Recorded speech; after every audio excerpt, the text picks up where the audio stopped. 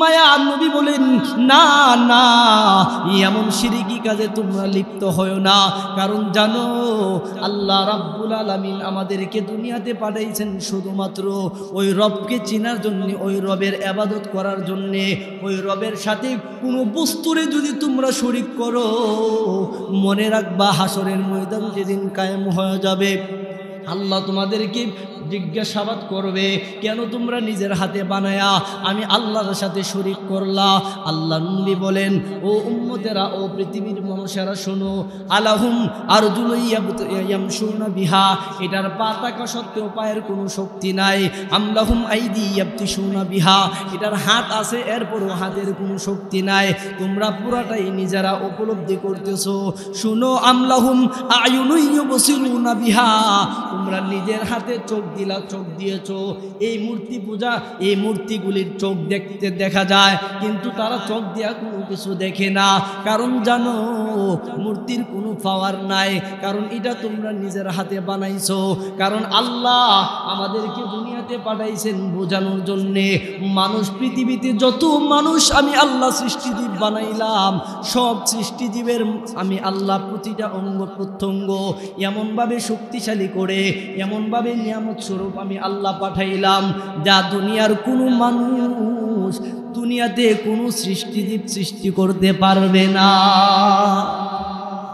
আল্লাহ নবী বলেন, শুনো, এমন কোনো কাজ করবা না যে কাজের মাধ্যমে আমার আল্লাহর সাথে শিরিক হয়ে যায়, আমার আল্লাহর সাথে সমকক্ষ হয়ে যায়।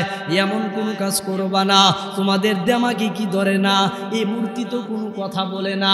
হাত দেখতেছো, হাতে কাজ করে না। চোখ দেখতেছো, কিন্তু চোখে দেখে না। আল্লাহর রাসূল বলেন, আমলাহুম আয়ুনুন ইউবসিরুনা বিহা, তাদের চোখ থাকার পরেও তারা দেখে না। আমলাহুম আযানুন ইয়াসমাউনা বিহা, নিজের হাতে কান দিলা, শুনো, কানটা বানানোর পরেও তারা, কান থাকার পরেও তারা নিজের কানে কোনো কিছু শুনে না। এই শক্তি তাদের নাই। এরপরেও তোমরা কেন ওই মূর্তি পূজা করতে শুরু করেছো? আল্লাহর নবী বলেন, পৃথিবীর মানুষেরা, এরপরেও তোমাদের যদি কোনো সন্দেহ থাকে আমার কথার, তাইলে তাদেরকে ডাক দেও। কাদেরকে? তোমরা যাদেরকে মূর্তি বানাইছো তাদেরকে ডাক দেও। কুলিদু, তাদেরকে ডাক দেও। শুরাকা, তাদেরকে ডাক দেও। ওই বস্তুদেরকে, যাদেরকে আমার আল্লাহর সাথে শরীক করাইছো, ওই বস্তুটারে ডাক দিয়া বলো, সুম্মা কি দুনি, যাতে কইরা আমার কোনো ক্ষতি করতে পারে কিনা দেখো। তাদেরকে ডাক দিয়া বলো, আমার কোনো ক্ষতি করুক, পারলে আমার বিরুদ্ধে ষড়যন্ত্র করুক, কিন্তু পারবে না। তোমরা যাদেরকে নিজের হাতে খড়কুটা দিয়া বানাইলা, ওই বস্তুগুলা কিয়ামত পর্যন্ত তারা তোমাদের পক্ষ হয়ে আমি মুহাম্মদের কিঞ্চিত পরিমাণ ক্ষতি করতে পারবে না। এই ৩-৪টা মাসকে আল্লাহ তাআলা বড় ফজিলতপূর্ণ বলে আখ্যায়িত করেছেন। আর এই 4টা মাসকে আল্লাহ তাআলা আলাদা করে বলেছেন। এর মধ্যে একটা হলো রজব মাস। কারণ এই রজব মাসে আল্লাহ তাআলা তার প্রিয় হাবিবকে তাহার সান্নিধ্যে নিয়ে গিয়েছিলেন। আল্লাহ তাআলা তার হাবিবকে কঠিন এক সময়ে তার মনকে খুশি করার জন্যে আল্লাহ তাআলা এই রজব মাসেই তাহার হাবিবকে আল্লাহ পর্যন্ত নিয়ে গিয়েছিলেন এক রাতেই। আর মুহাম্মদ সাল্লাল্লাহু আলাইহি ওয়াসাল্লামের যত মুজিজা আছে, সব মুজিজা থেকে এটাই শ্রেষ্ঠ। একই রাত্রে আল্লাহ তাআলা তার প্রিয় হাবিবকে আরশ পর্যন্ত, আল্লাহর কাছ পর্যন্ত নিয়ে গিয়েছিল শুধুমাত্র দুঃখের সময় সান্ত্বনা দেওয়ার জন্য। আমরা নবী মুহাম্মদুর রাসূলুল্লাহ সাল্লাল্লাহু আলাইহি ওয়াসাল্লাম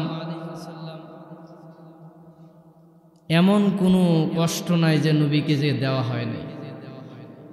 নবী কষ্ট সহ্য করেছেন শুধুমাত্র আল্লাহকে খুশি করার জন্যে আর উম্মতদেরকে মেসেজ দেওয়ার জন্য। আল্লাহ তাআলা কোরআনের মধ্যে বলেছেন, আমি ওই মহান সত্তা যিনি নিজের বান্দাকে রাতের বেলায় ভ্রমণ করিয়েছি মসজিদে হারাম থেকে মসজিদে আকসা পর্যন্ত, যার চারদিকে আমি পর্যাপ্ত বরকত দান করেছি, যাতে আমি তাকে আমার কুদরতের কিছু নিদর্শন দেখাইতে পারি। এই জন্যেই আমি আল্লাহ তাআলা আমার হাবিবকে আমার কাছে নিয়ে গিয়েছিলাম। সুবহানাল্লাহ। মোহতারাম ভাই, দোস্ত বুজুর্গ, আল্লাহ তাআলা তার হাবিবকে কেন নিলেন? মেরাজ কেন করাইলেন? কোন কারণে? নবীজি কোন দুঃখ কষ্টের মধ্যে ছিলেন? কিতাব প্রমাণ করে আল্লাহর রাসূল সাল্লাল্লাহু আলাইহি ওয়াসাল্লাম যখন আগমন করবেন,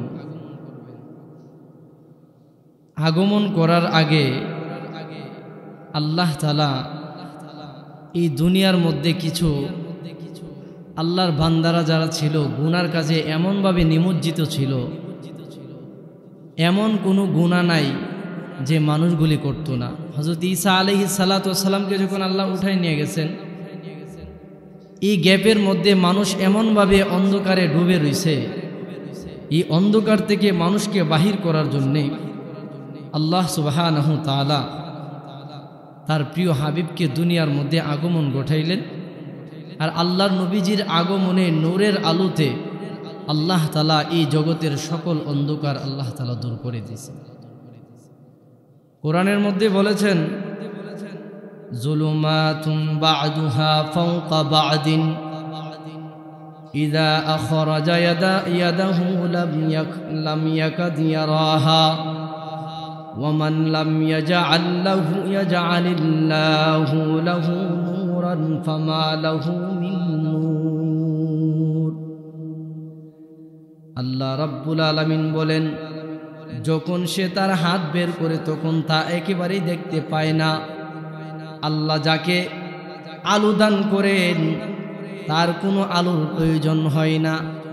আল্লাহর নবীজির আগমনটা এমন ছিল, নবীজি যখন দুনিয়াতে আগমন করেছেন, নবীজির আগমনে, নবীজির চেহারার নূরের আগমনে, নূরের আলোতে এমনভাবে আলোকিত হয়েছে, আল্লাহর নবীজি দুনিয়াতে আসতে দেরি হয়েছে। এই জগৎ থেকে আল্লাহর নবীর বরকতে সাথে সাথে করে সকল পাপাচার মুছতে আল্লাহ দেরি করে না। এটা আল্লাহর নবীজির একটা মুজিজা ছিল, আল্লাহর নবীজির একটা বরকত ছিল যে নবীজি আসবে আর নবীজি আসার সাথে সাথে সকল অভোলা মানুষগুলি আল্লাহর পথে ফিরে আসবে। সুবহানাল্লাহ। ও ভাই, এই জন্যে আল্লাহর নবী সাল্লাল্লাহু আলাইহি ওয়াসাল্লামকে পাঠাইছিনি শুধুমাত্র অন্ধকার দূর হবে, মানুষ আলোর পথ দেখবে। মানুষ কিভাবে আলোর পথ দেখবে, এই জন্যেই আল্লাহর নবী মুহাম্মদুর রাসূলুল্লাহ সাল্লাল্লাহু আলাইহি ওয়াসাল্লামকে দুনিয়াতে পাঠাইছিলেন। আর নবীজি আসার পরে নবীজিকে যখন নবুয়ত দিয়েছেন, নবুয়ত দেওয়ার পরে নবীজি দাওয়াতের কাজ শুরু করছে।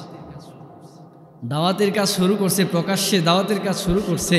শুরু করার ক্ষেত্রে নবীজি দেখতে পেলেন, কি ব্যাপার, আমি দুনিয়াতে আসলাম আল্লাহকে চেনানোর জন্যে, আল্লাহ আমারে পাঠাইছেন আল্লাহর জান্নাত জাহান্নামের সুসংবাদ, দুঃসংবাদ, খুশির সংবাদ এবং বই প্রদর্শনের জন্যে আল্লাহ আমারে পাঠাইছেন। এখন তো দেখতেছি মানুষ ওই আল্লাহরে ইবাদত বন্দি না কইরা তারা যে দেখতেছি নিজের হাতে মূর্তি বানায়া, নিজের হাতে দেবদেবতা বানায়া তারা এই দেবদেবতার পূজায় লিপ্ত রয়েছে। আল্লাহ নবী এই দৃশ্যটা দেখা সাথে সাথে তাদের কাছে গেলেন, তাদেরকে ডাক দিয়া বলতেছে, কোরআনের আয়াতে আল্লাহ তাআলা বলেন, আলাহুম আরজুলুন ইয়ামশুনা বিহা আম লাহুম আইদি ইয়াবতিশুনা বিহা আম লাহুম আ'য়ুনুন ইউবসিরুনা বিহা আম লাহুম আযানুন ইয়াসমাউনা বিহা কুল উদউ শুরাকাআকুম সুম্মা কিদুনি ফালা তুনজিরুন ওয়াল্লাযীনা তাদউনা মিন দুনিহি লা ইস্তাতিউনা নাসরাকুম ওয়ালা আনফুসাহুম ইয়ানসুরুন وإن تدعوهم إلى الهدى لا يسمعون وتراهم ينظرون إليك وهم لا يبصرون। আল্লাহর নবী তার উম্মত লোকদেরকে ডাক দেয়া বলে, ও দুনিয়ার মানুষেরা, তোমরা যে দেব দেবতা বানাইলা, যেটা নিজের খড়কুটা দিয়া বানাইলা, ওই দেব দেবতারও তো কোনো পাওয়ার নাই। কারণ আল্লাহ তো আমারে পাঠাইছেন তোমাদেরকে মেসেজ দেওয়ার জন্যে, তোমাদেরকে সঠিক কথা বোঝানোর জন্যে। কারণ ওই আল্লাহ একমাত্র যিনি আমাদের ইবাদতের উপযুক্ত, অন্য কোনো জিনিস ওই আল্লাহর সাথে শরীক করা যাবে না। কারণ জানো, আলাহুম আজা আলাহুম আরজুলু ইয়ামশুনা বিহা, তোমরা কি দেখো না? আলাহুম, তোমরা কি দেখো না? আরজুলু ইয়ামশুনা বিহা, তাদের কি পা আছে যে তোমরা দেবতা বানায়া দাঁড় কইরা রাখছো, এই মূর্তি যে বানায়া দাঁড় কইরা রাখছো, এদের কি কোনো পা আছে? তোমরা কি দেখো না তাদের পা থাকা সত্ত্বেও তাদের কোনো শক্তি নাই? আলাহুম আরজুলু ইয়ামশুনা বিহা, কেন তোমরা নিজের হাতে বানায়া এটাকে আল্লাহর সাথে শরীক করতেছো? আমলাহুম আইদি ইয়াবতিশুনা বিহা, তোমরা কি দেখো না যে বস্তুটার হাত নিজের হাতে বানাইছো খড়কুটা দিয়া, এই খড়কুটা দিয়া হাত বানাইছো, তোমরা কি দেখো না তোমাদের হাতের মতো তাদের হাত নড়াচড়া করে না? এটা আমার রবের সাথে কেমনে যাবে? এটা আমার রবের উপযুক্ত কেমনে হবে? তোমরা তোমাদের দেমাগি কি এটা কাজ করে না? এটার পা থাকা সত্ত্বেও তো পায়ের কোনো শক্তি নাই, কারণ এটা বানাইছো তো খড়কুটা দিয়া। আচ্ছা বলেন তো দেখি, যত ধরনের দেব দেবতা আছে, যত বিশাল বড় বড় দেবতা আছে, এই দেবতার কি কোনো পাওয়ার আছে? নাই। নিজের হাতে বানাইছে, এরপরও এটার পূজা করতেছে। মায়া নবী বলেন, না না, এমন শিরকি কাজে তোমরা লিপ্ত হয়ো না। কারণ জানো, আল্লাহ রাব্বুল আলামিন আমাদেরকে দুনিয়াতে পাঠাইছেন শুধুমাত্র ওই রবকে চিনার জন্য, ওই রবের ইবাদত করার জন্য। ওই রবের সাথে কোনো বস্তুরে যদি তোমরা শরীক করো, মনে রাখবা হাসরের ময়দান যেদিন কায়েম হয়ে যাবে, আল্লাহ তোমাদেরকে জিজ্ঞাসাবাদ করবে, কেন তোমরা নিজের হাতে বানায়া আমি আল্লাহর সাথে শরীক করলা? আল্লাহ নবী বলেন, ও উম্মতেরা, ও পৃথিবীর মানুষেরা শোনো, আলাহুম আরজুলু ইয়ামশুনা বিহা, এটার পা থাকা সত্ত্বেও পায়ের কোনো শক্তি নাই। আমলাহুম আইদি ইয়াবতিশুনা বিহা, এটার হাত আছে, এরপরও হাতের কোনো শক্তি নাই। তোমরা পুরাটাই নিজেরা উপলব্ধি করতেছো। শুনো, আমলাহুম আয়ুনু ইউবসিরুনা বিহা, তোমরা নিজের হাতে চোখ দিলা, চোখ দিয়েছো। এই মূর্তি পূজা, এই মূর্তিগুলির চোখ দেখতে দেখা যায়, কিন্তু তারা চোখ দিয়া কোনো কিছু দেখে না। কারণ জানো, মূর্তির কোনো পাওয়ার নাই, কারণ এটা তোমরা নিজের হাতে বানাইছো। কারণ আল্লাহ আমাদেরকে দুনিয়াতে পাঠাইছেন বোঝানোর জন্যে। মানুষ, পৃথিবীতে যত মানুষ আমি আল্লাহ সৃষ্টিজীব বানাইলাম, সব সৃষ্টিজীবের আমি আল্লাহ প্রতিটা অঙ্গ প্রত্যঙ্গ এমনভাবে শক্তিশালী করে, এমনভাবে নিয়ামত স্বরূপ আমি আল্লাহ পাঠাইলাম, যা দুনিয়ার কোনো মানুষ, দুনিয়াতে কোনো সৃষ্টিজীব সৃষ্টি করতে পারবে না। আল্লাহ নবী বলেন, শুনো, এমন কোনো কাজ করবা না যে কাজের মাধ্যমে আমার আল্লাহর সাথে শিরিক হয়ে যায়, আমার আল্লাহর সাথে সমকক্ষ হয়ে যায়। এমন কোনো কাজ করবা না। তোমাদের দেমাগে কি ধরে না? এই মূর্তি তো কোনো কথা বলে না। হাত দেখতেছো, হাতে কাজ করে না। চোখ দেখতেছো, কিন্তু চোখে দেখে না। আল্লাহর রাসূল বলেন, আমলাহুম আয়ুনু ইউবসিরুনা বিহা, তাদের চোখ থাকার পরেও তারা দেখে না। আমলাহুম আযানু ইয়াসমাউনা বিহা, নিজের হাতে কান দিলা, শুনো, কানটা বানানোর পরেও তারা, কান থাকার পরেও তারা নিজের কানে কোনো কিছু শুনে না। এই শক্তি তাদের নাই। এরপরেও তোমরা কেন ওই মূর্তি পূজা করতে শুরু করেছো? আল্লাহর নবী বলেন, পৃথিবীর মানুষেরা কুলিদু, এরপরেও তোমাদের যদি কোনো সন্দেহ থাকে আমার কথার, তাইলে তাদেরকে ডাক দেও। কাদেরকে?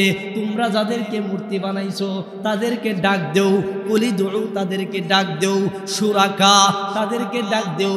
ওই বস্তুদেরকে যাদেরকে আমার আল্লাহর সাথে শরীক করাইছো, ওই বস্তুটুরে ডাক দিয়া বলো, সুম্মা কি দুনি, যাতে কইরা আমার কোনো ক্ষতি করতে পারে কিনা দেখো। তাদেরকে ডাক দিয়া বলো, আমার কোনো ক্ষতি করুক, পারলে আমার বিরুদ্ধে ষড়যন্ত্র করুক, কিন্তু পারবে না। তোমরা যাদেরকে নিজের হাতে খড়কুটা দিয়া বানাইলা, ওই বস্তুগুলা কিয়ামত পর্যন্ত তারা তোমাদের পক্ষ হইয়া আমি মুহাম্মদের কিঞ্চিত পরিমাণ ক্ষতি করতে পারবে না। আল্লাহ নবী তাদেরকে স্মরণ করাইতেছেন, এ অবুলা মানুষ, না না, নিজের হাতে মূর্তি বানায়া পূজা কইরো না। কারণ জানো, একটা সৃষ্টিজীব আল্লাহর হুকুম পাইলে একজন আরেকজনকে সাহায্য করতে পারে। আল্লাহ নবী আরেকটা আয়াত শোনাইতেছেন তাদেরকে, ওয়াল্লাযীনা তাদউনা মিন দুনিহি লা ইস্তাতিউনা নাসরাকুম। আল্লাহ নবী বলেন, তোমরা যে তাদেরকে বানাইলা তাদেরকে বলো তো দেখি, ওই সমস্ত বস্তুদেরকে ডাক দেও, মূর্তিদেরকে ডাক দেও, যে তোমাদেরকে দেখি একটু সাহায্য করতে পারে। আল্লাহ নবী বলেন, ওয়াল্লাযীনা তাদউনা মিন দুনিহি লা ইস্তাতিউন।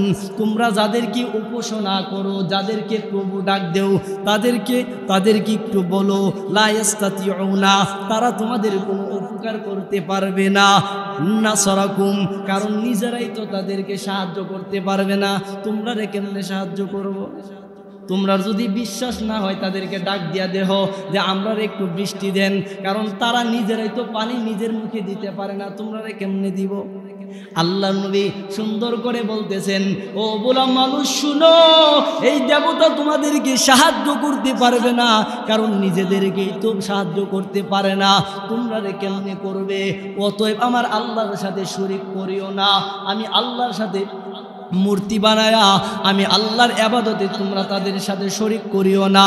ও মানুষ শুনো, ওয়ালা আনফুসাহুম ইয়ানসুরুন, কারণ নিজের ক্ষেত্রেই নিজেই তো তারে হেফাজত করার শক্তি তার নাই, তোমারে কেমনে করব? কারণ মূর্তি একটা দেবতা, একটা পুতুল, এই পুতুলটা মাছি সরানোর মতো শক্তি যার নাই, ওই মানুষটা সৃষ্টিজীবের রিজিকের ব্যবস্থা কেমনে করবে? এটা বোকামি ছাড়া আর কোনো কিছু হতে পারে না। আল্লাহ নবীরে পাঠাইছিল এই ঘোষণা দেওয়ার জন্যেই, এই দাওয়াত দেওয়ার জন্যেই। কারণ ঈসা আলাইহিস সালাতু ওয়াস সালামকে আল্লাহ আসমানে উঠায় নেওয়ার পরে যে গ্যাপ ছিল মানুষ মূর্তি পূজা, শিরিক কাজে, বেদাতি কাজে, এমন কোনো খারাপ কাজ নাই যে করতো না। ওই কাজের মধ্যে যখন মানুষ লিপ্ত, আল্লাহর নবী আয়েশা তাদেরকে ওয়াজ করতেছে, আলাহুম আরজুলুন ইয়ামশুনা বিহা আম লাহুম আইদি ইয়াবতিশুনা বিহা আম লাহুম আ'য়ুনুন ইউবসিরুনা বিহা আম লাহুম আযানুন ইয়াসমাউনা বিহা কুল ইদউ শুরাকাআকুম সুম্মা কিদুনি ফালা তুনজিরুন ওয়াল্লাযীনা তাদউনা মিন দুনিহি লা ইস্তাতিউনা নাসরাকুম ওয়ালা আনফুসাহুম ইয়ানসুরুন।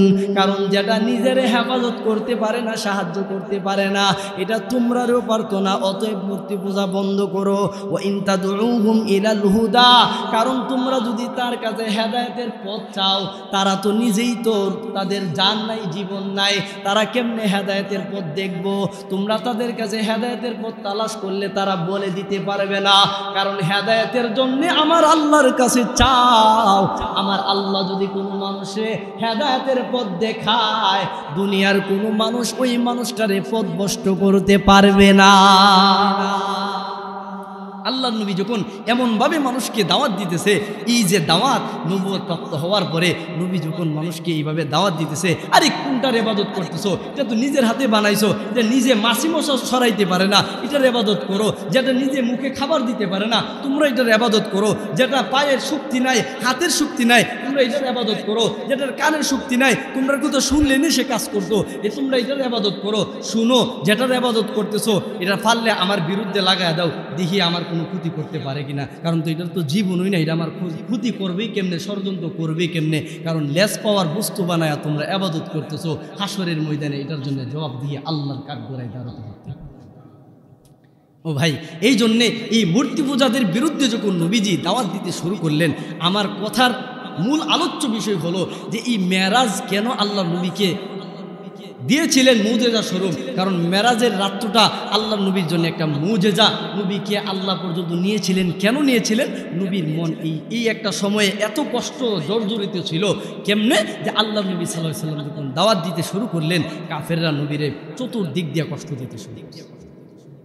বলে মোহাম্মদের বেটা আব্দুল্লাহর বেটা মোহাম্মদ নতুন করে আমার বাপ দাদার ধর্মের মধ্যে চুনকালি মারতে শুরু করছে, এটা হতেই পারে না। নবী যখন এইভাবে দাওয়াত দিতেছে, যে বলতেছে মূর্তির পূজা বন্ধ করে দেওয়ার জন্য, সে বলতেছে এই যে একটা দাওয়াত শুরু করছে আল্লাহ নবীরে কাফের বেঈমানরা চতুর্দিক দিয়ে যখন কষ্ট দিতেছে, এই কষ্ট নবীজি পাইয়া নবীজির মন এমনিতেই একটু কষ্ট জর্জরিত। আরেকবার এই সময়টাতে আল্লাহ নবীজি ঘরে যে আসতেন, ঘরে আসার পরে কাফেরদের কষ্ট সহ্য কইরা ঘরে আসলে যিনি নবীরে সান্ত্বনা দিতেন, যিনি নবীরে একটু সান্ত্বনা দিতেন, বুঝাইতেন, তিনি বলেন হযরতে খাদিজা রাদিয়াল্লাহু তাআলা আনহা। আর বাহিরে যখন কাফেররা কষ্ট দিত, যিনি মানে উপরে ছায়ার মতন লেগে থাকতেন, হ্যাঁ, নবীজির চাচা আবু তালেব। এই দুইজন ব্যক্তি এই সময়টাতে, এই রজব মাসে এই সময়টাতে নবীজির এই দুইজন গার্জিয়ান, একজন ছিল আবু তালেব, আরেকজন ছিল নবীজির সহধর্মিণী খাদিজাতুল কুবরা রাদিয়াল্লাহু তাআলা আনহা। দুইজন এই সময়টাতে যখন দুনিয়া থেকে বিদায় হয়ে গেছে, আর এই দুনিয়াতে বিদায় হওয়ার পরে যারা নবীরে সান্ত্বনা দিত, নবীরে কষ্ট দেওয়ার পরে নবীরে সান্ত্বনা দিত, এক তো দুইজন গার্জিয়ান নবীজি হারাইছে, আরেক হইছে নবীজির কাছের মানুষ থেকে নবীজি কষ্ট পাইতে শুরু করছে। এই যে কষ্ট, চতুর্দিক দিয়া কষ্ট, এই কষ্টের মধ্যে নবীর মন দেখতেছেন আল্লাহ কষ্ট জর্জরিত অবস্থায় আছে। আল্লাহ তাআলা নবীরে বলছেন, ও নবীজি আসেন, আমার দরবারে আসেন, আমার প্রাসাদ পর্যন্ত আসেন, আমার আরশ পর্যন্ত আসেন। আয়েশা দেখেন, আপনি দুনিয়ার কষ্ট বুকে নিয়া, আপনি কষ্ট জর্জরিত হইয়া কান্নাকাটি করতেছেন, আপনি আমার কাছে আসেন। আয়েশা দেখেন, আমি আল্লাহ, আমি আল্লাহর প্রাসাদ, আমি আল্লাহর আরশে আজিম, আমি আল্লাহর রাজত্ব কত বড়, কত শক্তিশালী আপনি নিজের চোখে দেখা আপনার মনরে সুস্থ কইরা, আপনি সাহস নিয়া, আপনি আপনার মনরে ফ্রেশ কইরা আবার আপনার জায়গাতে আপনি চলে যান। আর এই জন্যেই আল্লাহ তাআলা আমার আপনার নবীকে সান্ত্বনা দেওয়ার জন্যে এই রজব মাসে মেরাজ করাইলে, এই মেরাজটা আল্লাহ রাসূল দুই ভাগে বিভক্ত করেছেন। এই মেরাজ দুই ভাবে বিভক্ত, একটা হলো বাইতুল্লাহ থেকে বাইতুল মুকাদ্দাস পর্যন্ত, আর একটা হলো বাইতুল মুকাদ্দাস থেকে আরশে আজিম পর্যন্ত। মুহতারাম হাজিরিন, আল্লাহর নবীকে কষ্ট দিত, আর আল্লাহর নবীর কষ্ট দূর করার জন্যে আল্লাহ কো আমার হাবিবরে একা এভাবে ছেড়ে দিলে হইব না। কারণ যেহেতু খাদিজারও নিয়ে আসলাম, আবু তালেবও দুনিয়া থেকে চলে গেছে। আবু তালেব কিন্তু নবীজির চাচা ছিল, কিন্তু ইমান গ্রহণ করছে না। কিন্তু অথয় ইমান না গ্রহণ করলো, নবীরে এই পরিমাণ ভালোবাসতেন যে আবু তালেবের সামনে কোনো কাফের নবীর কষ্ট দিতে হয়েছে। অথচ ইমান নাই, অথচ ইমান নাই। দেখেন, আবু তালেব বলতেছে, আমি জীবিত থাকাকালীন, ভাতিজা আমার জীবিত থাকাকালীন আমার সামনে তোমার কেউ কষ্ট দেবে, আমি আবু তালেব এটা বরদাস্ত করতে পারবো না। যে আবু তালেব এত পরিমাণ নবীরে মহব্বত করতেন যে কাফের হওয়ার পরেও নবীজির দাওয়াতের কাজে আবু তালেব সাহায্য করছে, কিন্তু নিজে ইমান আনছে না, এরপরও নিজেই মানাচ্ছে না। আর এই জন্যে এই আবু তালেব যখন দুনিয়া থেকে বিদায় হয়ে গেছে, এখন নবীজি বিদায় লগ্নে নবীজি আবু তালেবের কাছে গেছিল যে, চাচা আপনি তো আমার এত সাহায্য করছেন, এত ভালোবাসছেন, ও চাচা আপনি যদি আমার কানে কানে, শুধু আপনি আমার কানে কানে কালেমাটা বলে নেন, আমি আল্লাহর দরবারে আপনার জন্য সুপারিশ করে জান্নাতে নিয়ে যাব। আবু তালেব বলছিল, চাচা আপনি শুধু একবার আমার কানে কানে বলেন যে কালেমা আমি পড়লাম, আমি আল্লাহরে বিশ্বাস করলাম, পুরাটা জিন্দিগি আমার মহব্বত করে কাটাইছেন, কিন্তু আপনার ভিতরে ইমান নামক দৌলত নাই, তাহলে এই ভালোবাসার তো কোনো চাইরানার মূল্য নাই, এক পয়সারও মূল্য নাই। তাহলে ও চাচা আপনি ভালোবাসছেন, এই ভালোবাসার প্রতিদানটা দেন, আপনি আমার কানে কানে কালেমাটা গ্রহণ করেন। আমি আল্লাহর কাছে এই কথাটা বলতে পারবো যে আমার চাচা দুনিয়া থেকে বিদায় হওয়ার সময় কালেমাটা পড়ছে, আপনি তাহলে মাফ করে জান্নাতের ফয়সালা। দেখেন, আল্লাহ তার জন্য হেদায়েত রাখছে না, আর এই জন্যেই আবু তালেব বেঈমান হয়ে দুনিয়ার থেকে বিদায় হয়েছে। আর এই আবু তালেব নবীজিরে ভালোবাসছেন, যে ভালোবাসার কারণে আবু তালেব রে সারা শরীরে কোনো আজাব দিবে না, শুধুমাত্র আল্লাহর পক্ষ থেকে একজোড়া স্যান্ডেল আবু তালেব রে দেব, এটাই তার জন্যে সবচেয়ে বড় কষ্ট হবে। এই আবু তালেবের শুধুমাত্র একজোড়া স্যান্ডেল কেন দিলেন? কারণ আবু তালেবের পুরো শরীর এমন কোনো অঙ্গ নাই নবীজির শরীর মুবারকে লাগছে না। কারণ যেই শরীর নবীজির শরীরের সাথে লাগছে, এই শরীর আল্লাহ জাহান্নামে কেমনে জ্বালাইব। আর এই জন্যেই বলে আবু তালেব রে সারা শরীরে আগুন দেওয়া হবে না, শুধুমাত্র জাহান্নামী একজোড়া স্যান্ডেল তারে পরায় দেওয়া হবে। কিতাবে প্রমাণ করে এই একজোড়া স্যান্ডেলের এত ত্রাপ হবে, এত গরম হবে, জাহান্নাম থেকে আনা হবে এই স্যান্ডেলটা। এই স্যান্ডেল পরার সাথে সাথে আবু তালেবের মাথার মগজ টকবক করতে থাকবে। ও ভাই দোস্ত বুজুর্গ, যে আবু তালেবের শরীরে জাহান্নামের অন্য কোনো আজাব লাগার কথা ছিল না, যে আবু তালেব এত পরিমাণ মহব্বত করতো নবীরে, এই আবু তালেবও দুনিয়া থেকে যখন বিদায় হয়ে গেছে, ওই দিক দিয়া খাদিজাতুল কুবরা, যিনি নবীজির সবচেয়ে কাছের ছিলেন, খাদিজাতুল কুবরা রাদিয়াল্লাহু তাআলা আনহা, কাফেরদের কাছ থেকে যখন নবী কষ্ট পাইতেন, খাদিজা যখন সান্ত্বনা দিত, এই খাদিজা এবং আবু তালেব উভয়জন এই সময়তে যখন মৃত্যু দুনিয়া থেকে বিদায় গ্রহণ করছে, নবীজি একা হয়ে গেছে, ওই দিক দিয়া দাওয়াত শুরু করছে। নবীজি সবার কাছ থেকে তুচ্ছ তাচ্ছিল্যতার সাথে কষ্ট পাইতে শুরু করছে। আল্লাহ তাআলা কো, নবীজি কষ্ট নেবেন না, আপনি আসেন আমার আরশ পর্যন্ত আসেন, আমি আল্লাহ আপনার এই রাতের বেলা ভ্রমণ করাবো, ভ্রমণ করায় আপনার সকল মনের কষ্ট আমি আল্লাহ দূর করে দেব। আল্লাহ তাআলা এই জন্যেই মেরাজের ঘটনাটা আমরা নবীর মাধ্যমে ঘটাইলেন বলে কিতাব প্রমাণ করে যে এই যে একটা কষ্টের সময়টা, এই কষ্টের সময়টাতে নবী যখন দাওয়াত দিতেছিলেন, তায়েফে গেলেন, তায়েফবাসীরা নবীরে কষ্ট দিতে শুরু করছে। এমন কোনো আঘাত নাই, এমন কোনো কষ্ট নাই নবীরে দিতেছে না তায়েফবাসীরা। এই তায়েফের কষ্ট সহ্য না করতে পেরে নবী আবারও মক্কার দিকে রওনা দিয়েছে। মক্কাতে গেলেন, মক্কাতে আবারও সেই কষ্ট, শুধু কষ্ট আর কষ্ট। এই কঠিন সময়টাতে আল্লাহ সুবহানাহু তাআলা নবীকে সান্ত্বনা দেওয়ার জন্য ডাক দিলেন যে আসেন, আমার শক্তি দেখেন, আমার আরশ কত বড় দেখেন, আমি কত বড় সৃষ্টিকর্তা আইসা আমার কাছে আইসা দেখেন। আপনি তো দুনিয়ার কষ্ট পায়া আপনি একটু ভীত হয়ে গেছেন, আপনারে মানুষ সবাই মিলে কষ্ট দিতেছে, শুনেন আপনার মন ফ্রেশ করার জন্যে আমি আল্লাহ আপনারে আমার কাছ পর্যন্ত নিয়ে আসবো। আর এই মেরাজের সূচনাটা এখান থেকে হয়, যে কিতাব প্রমাণ করে রাসূল সাল্লাল্লাহু আলাইহি সাল্লাম যখন কি করলেন, তার চাচাতো বোন উম্মে হানির বাড়িতে গিয়ে যখন নিজ কক্ষে যখন বিছানার মধ্যে শুইলেন, তখন এই সময়ে দুইজন ফেরেশতা আসলেন, জিবরাইল মিকাইল। আয়েশা নবীজির কাছে আসলেন, আয়েশা নবীজির সালাম দিলেন, প্রথমে হাতিমে কাবার নিকট নিয়ে এলেন, তারপরে তাকে জমজম কুয়ার নিকট, কূপের নিকট নিয়ে তার বুকটাকে অপারেশন করে, তার বুকের ভিতর থেকে অস্ত্রোপচার করে, তার হৃৎপিণ্ড বাহির করে জমজমের পানি দিয়া দৌত কইরা আবার নবীজির হৃৎপিণ্ডটা ভিতরে ঢুকায় দিয়েছেন। এটার উদ্দেশ্য হলো যে নবী এই জন্যেই, যাতে করে আসমানে যখন যাবে, আল্লাহর কথা যখন শুনবে, আল্লাহ জাল্লে জালালুহুর কথা যখন শুনবে, আরশের আজিমের সব কিছু যখন দেখবে, জান্নাত জাহান্নামের জিনিসগুলো যখন নিজের চোখে উপলব্ধি করবে, আল্লাহ তাআলা তার ভিতরে, নবীজির ভিতরে এই বক্ষ বিতরণ কইরা, তার হৃৎপিণ্ড জমজমের পানি যা দৌত কইরা আল্লাহ তাআলা নবীজির সেই বক্ষটাকে, সেই হৃৎপিণ্ডটাকে কস্তুরি দ্বারা এমনভাবে ঈমান এবং হিকমত দ্বারা ভরপুর করছেন, যাতে কইরা উপরে যখন উঠবে আল্লাহ নবী যেন কোনো ভয় না পায়। এই জন্যে নবীজির প্রথমে কি করছেন, সিনা বিদীর্ণ করে সিনাকে জমজমের পানি দ্বারা দৌত কইরা আল্লাহ তাআলা আল্লাহর কাছে নিয়ে যাওয়ার জন্যে জিবরাইল এবং মিকাইলকে আল্লাহ তাআলা আদেশ করলেন। ও ভাই দোস্ত বুজুর্গ, এই রজব মাসেই কিন্তু নবীজির মেরাজ, এই রজব মাসেই কিন্তু নবীজির আগমনটা হয়েছে। আমরা নবীজির বক্ষ বিতরণটা কিন্তু একবার না, 3 বার হয়েছে। শিশুকালে হয়েছে, আবার যখন প্রাপ্তবয়স্ক উপনীত হয়েছে তখনও হয়েছে। যে এই যে 3টা বার নবীজির সিনা অপারেশন হয়েছে, এর উদ্দেশ্য হলো শিশুকালের অপারেশনটা এই জন্যই হয়েছে, যাতে করে নবীর ভিতরে শিশুদের কোনো আচার ব্যবহার, শিশুদের যে শিশু সুলভ যে আচরণটা থাকে, এটা যেন না থাকে।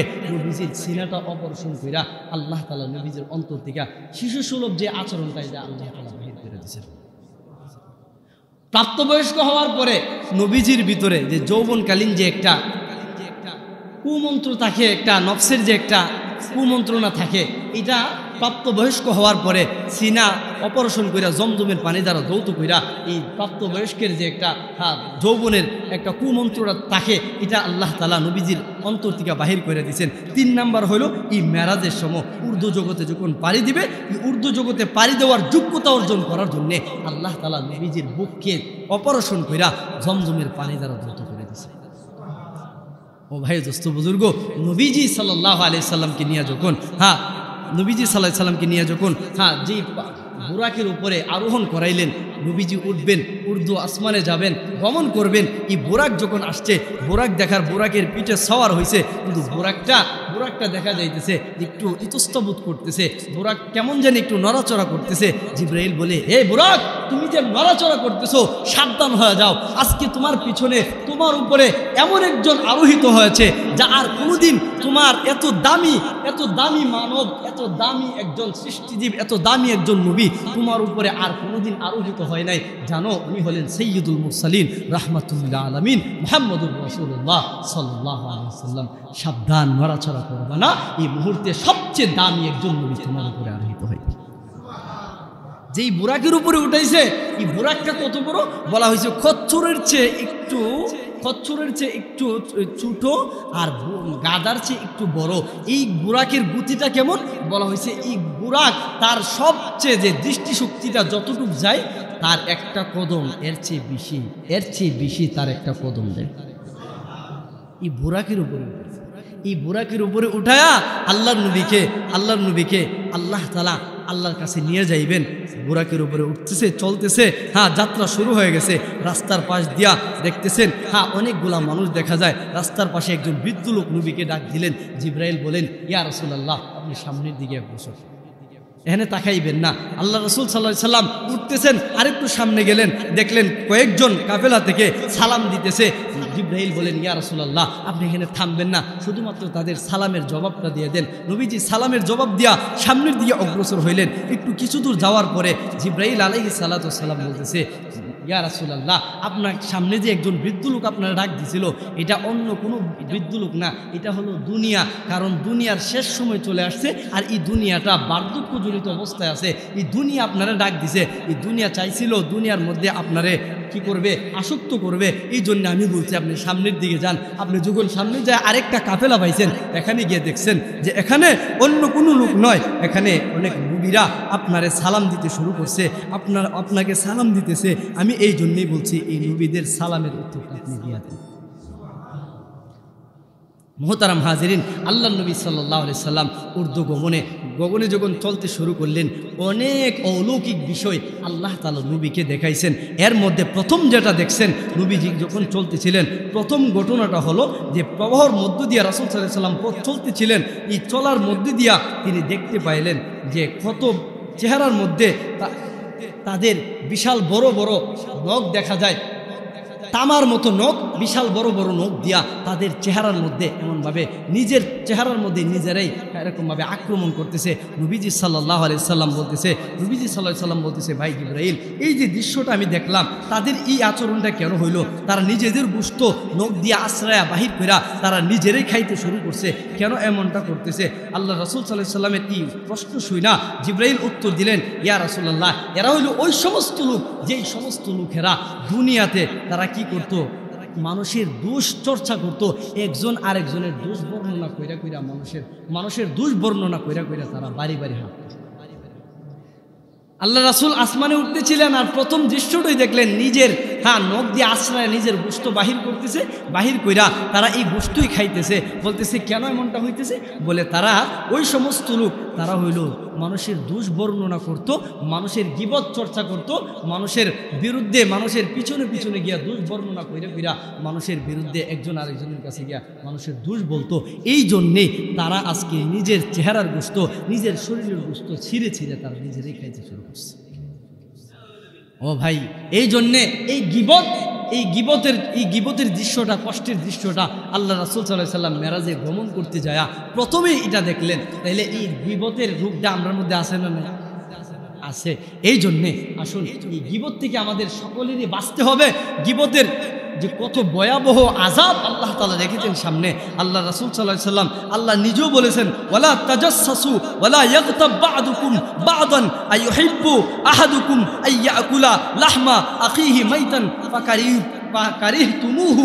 আল্লাহ তাআলা বলেন, তোমরা অপরের দোষ অন্বেষণ করো না, কারণ একে অপরের গীবত করো না। তোমাদের মধ্যে এমন কেউ আছো কি মৃত ভাইয়ের গোশত তোমরা খাইবা?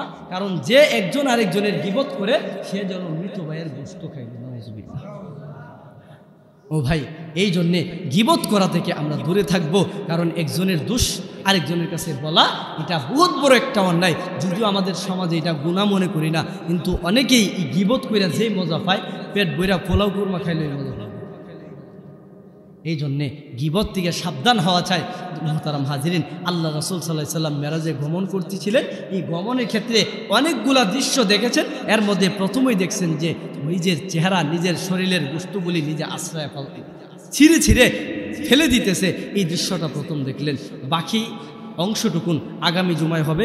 আল্লাহ তাআলা আমাদের সবাইকে এই রজব মাসে, এত ফজিলতপূর্ণ একটা মাস, যেই মাসে আল্লাহ তাআলা নবীকে মেরাজ করাইছেন, এই রজব মাসে আল্লাহ রাসূল বলছেন যখন ডুববো সাথে সাথে তোমরা কি করবা, এই রজব মাসে আল্লাহর কাছে বেশি করে ভালো কাজের জন্য তৌফিক চাইবা, নিজের হায়াতের জন্য তৌফিক চাইবা।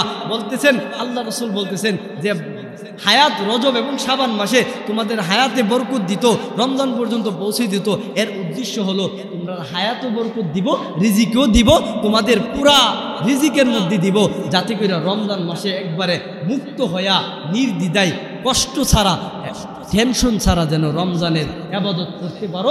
এই রমজানের আবাদত কইরা যেন তোমরা রমজানের প্রস্তুতি গ্রহণ করতে পারো, রমজানের ফয়েজ ও বরকত নিতে পারো। এই জন্য রজব মাস থেকে আল্লাহ রাসূল বলছেন তোমরা প্রস্তুতি গ্রহণ করো, বেশি বেশি করে আবাদত বন্দি করো, কারণ এই রজব মাস আল্লাহর কাছে অনেক দামি একটা মাস। সুবহানাল্লাহ। এই জন্য সামনে রমজান মাস আসতেছে, রজব মাসের পরে শাবান মাস আসতেছে। এই গুরুত্বপূর্ণ মাসগুলি খেলায় খেলায় কাটাবো না, আমরা ইবাদতের মাধ্যমে কাটাবো। আল্লাহ তাআলা আমাদের সবাইকে কবুল করুক, আমিন। ওয়া মা আলাইনা ইল্লাল বালাগ। আসসালামু আলাইকুম।